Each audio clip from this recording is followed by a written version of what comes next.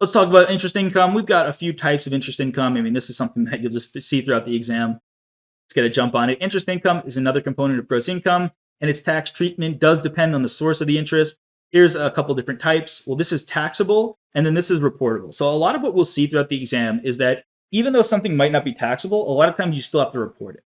For example, we've got contributions to a Roth IRA. Well, even though Roth IRAs, and we'll talk about this later on, the contributions don't really have a taxable deduction. You have to report everything. The IRS wants to know how much did you contribute to your retirement accounts each year, your health accounts each year, a lot of interest, even dividends and interest. If they're not taxable, you still have to report how much of it you received. So just important point to keep in mind.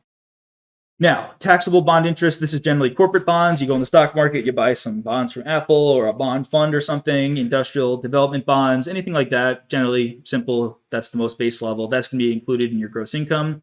Proceeds from an installment sale. This, we'll talk about installment sales later on in a few lessons down the line. If a taxpayer earns interest on the proceeds from an installment sale, this interest income is taxable. It must be included. I mean, breaking this out, the only reason we do that is because you will see installment sales later on. But generally speaking, I mean, unless otherwise stated, interest income is taxable. It's kind of one of those rules. Generally speaking, yeah, it's taxable. The IRS is going to want that money included in your taxes. Now, interest paid by the government, whether it's federal or state, for the late payment of a tax refund, if they don't give you your refund in a timely manner, they may pay you interest. But that interest is included in taxable income. Might say, oh, hey, IRS, or, you didn't give me my money back on time. Why am I have to pay tax on that interest? Well, that's the rule. Sorry, you do have to include that there. Now, these are reportable. Like I said, you do have to report these, but these are not taxable. Not taxable at all. State and local government bonds obligations, so municipal bonds, that's just another way of saying it. Interest earned on state and local government bonds, also known as muni bonds. You can say municipal. It depends if you want to use the lingo. Generally exempt from federal income tax. And just as a reminder, this is something I'll mention throughout the course, we are focused on federal income tax. There are 50 big, beautiful states. Some are smaller than others. We've also got Washington, D.C., Puerto Rico, some other places within the U.S., and there's a lot. So we're focused on federal tax. We're not focused on state and local tax. I mean, there's whole state and local tax departments within accounting firms.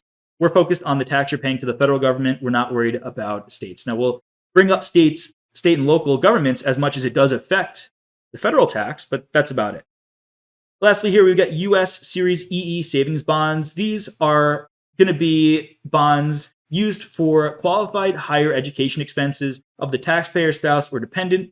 And if the taxpayer meets certain conditions, we'll have a slide on this later on.